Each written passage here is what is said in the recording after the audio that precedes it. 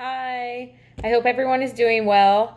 I'm going to read a book for you today. It is 10 Rules You Absolutely Must Not Break If You Want to Survive the School Bus, written by John Granditz and illustrated by Michael Allen Austin.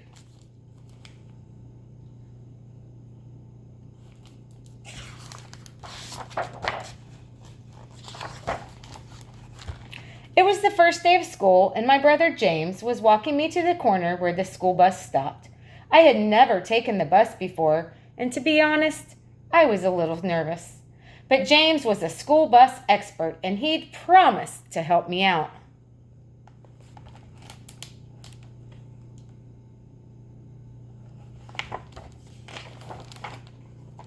"Pay attention, Kyle," he said.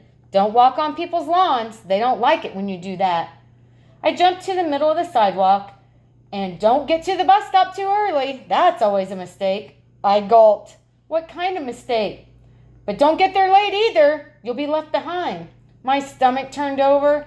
In one of the nature shows I watched on TV, a young Canadian goose got left behind when the flock flew south for the winter. I think it froze to death. Too bad James wasn't taking the bus with me. Last year, he rode the bus and Mom walked me to school. Then we moved. Now he gets to walk and I have to take the bus.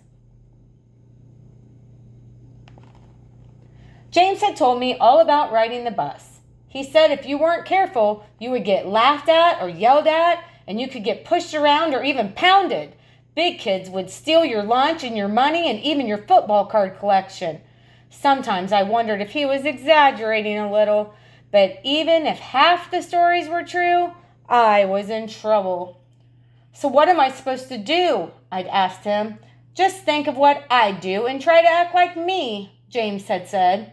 "And always, always follow my rules." He called them the 10 rules you absolutely must not break if you want to survive the school bus. I was going to follow every one of them. I didn't want to get pounded.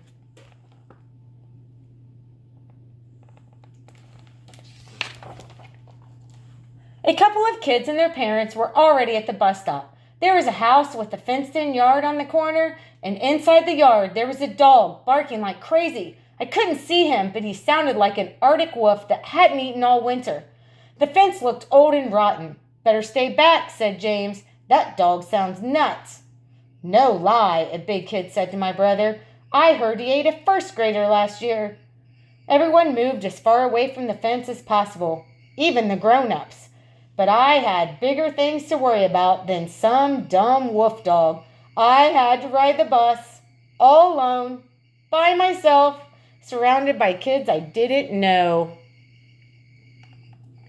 Suddenly, there it was, the school bus, charging right at me like a giant yellow rhinoceros. At the last second, it jerked to a stop. The door swung open. Man, what was that smell? Last year's barf? James waved and walked away.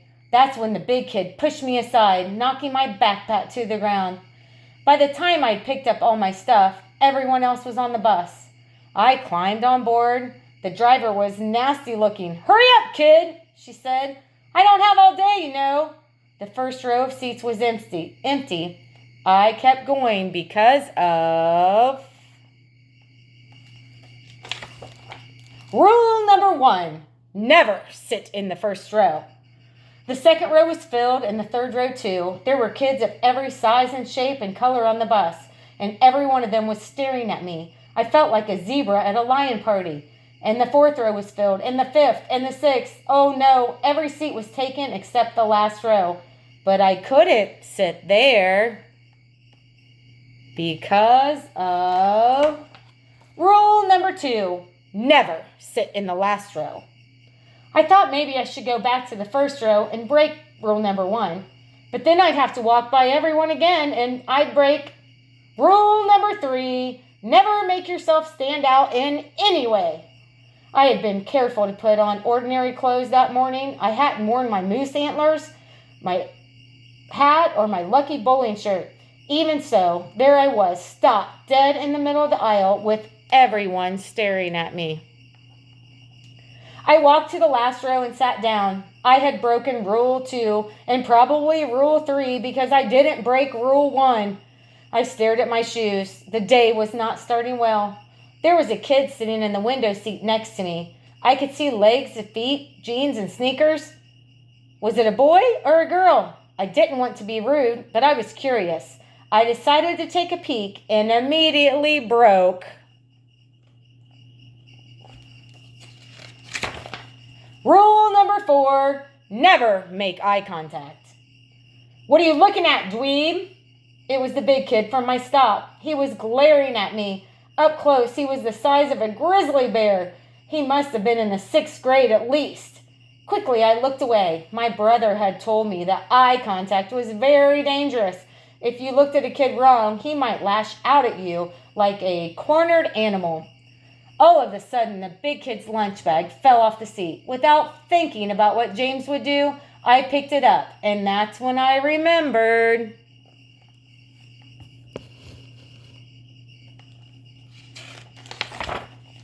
Rule number 5, never touch anyone's stuff. What are you doing with my lunch? The big kid yelled. Nothing. I tossed it onto his lap. It fell on the floor. I was just trying to help. Help yourself to my Twinkies, you mean? No, honest, I just picked it up. Get out of this seat, he growled. You little kids are a pain. James would have never gotten into this mess because he wouldn't have broken. Rule number 6, never talk to big kids.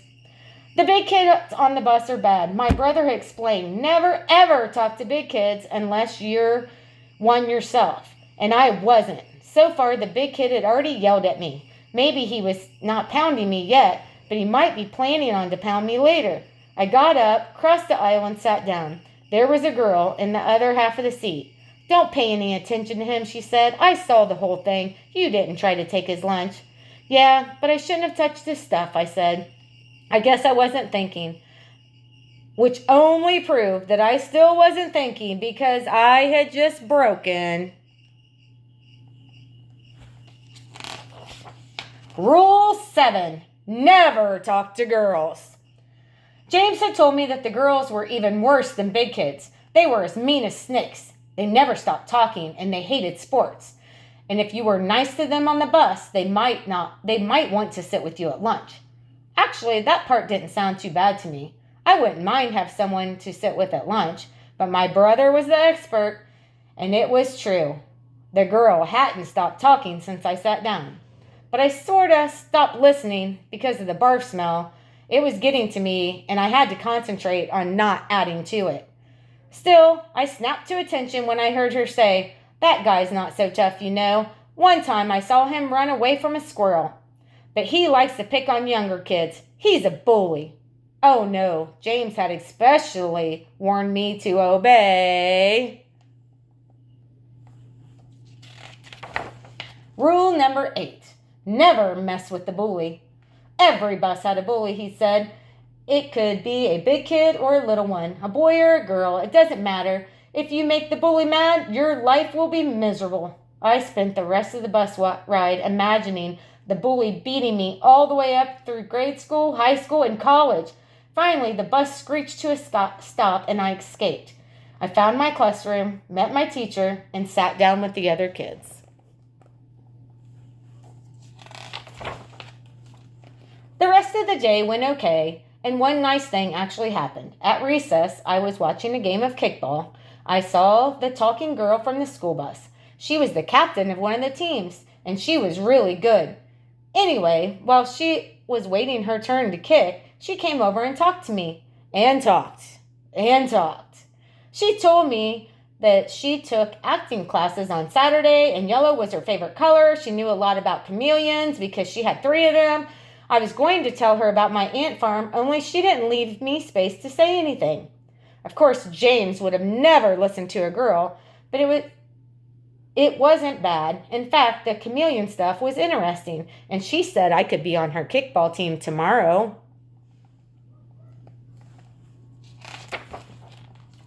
Finally, it was time to go home, but I couldn't find my bus. There were thousands of them. It was a herd of identical yellow rhinos. Which one was mine? "Hey, new kid, over here!" It was the talking girl hanging out of the bus window.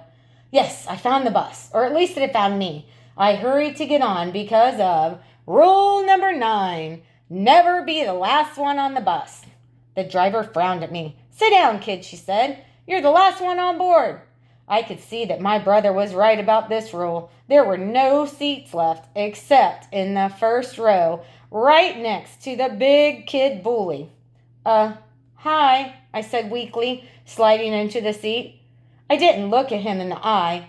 Even so, I did manage to break rules 1, 3, 6, 8, and 9 in about 30 seconds.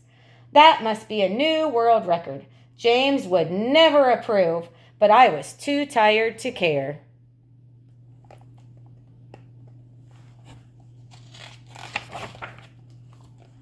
Man, I hate the ride home on this bus. Yikes. The big kid bully was talking to me. Really? I said carefully. Yeah, I always get a bad seat, like this one. He stared at me as if it was my fault. I hate where the bus stops. You mean because of that dog? I said. The big kid bully grunted, which I guess meant yes. Yeah, I said. What if it got loose? That would be real scary. He nodded. You'd think the bus driver could stop across the street, but no. Have you asked her? Are you nuts? There are rules you have to follow when you ride the bus. Tell me about it, I said, and I remembered the last one on my brother's list.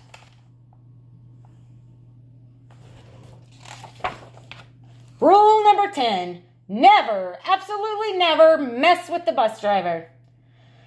I never mess with the bus driver, said the big kid bully. She's scarier than the dog on the corner. He smiled an evil snort and smile. Then he went on. Why don't you ask her? You're a little kid. She probably won't yell at you much. I thought it over. I had already broken every other rule. I might as well go for 10 out of 10.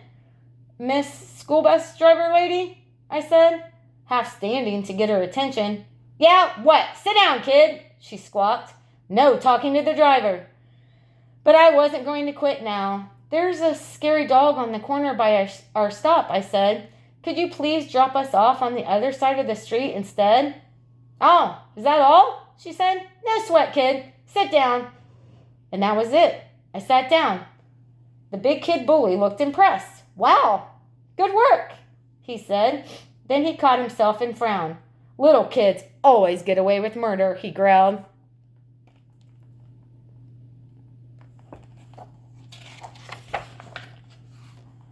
Maybe that was true, but I still felt brave. I had broken every single one of my brother's rules.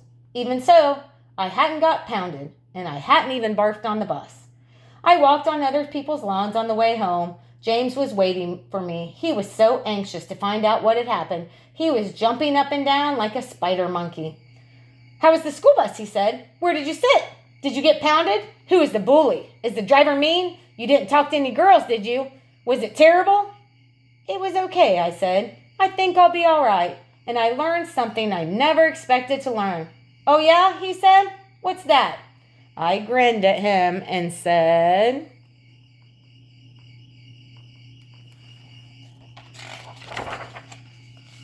Rule 11. Never, absolutely never pay attention to your big brother's list of 10 rules you absolutely must not break if you want to survive the school bus. The end. I hope you enjoyed the story, and I hope to see you all soon.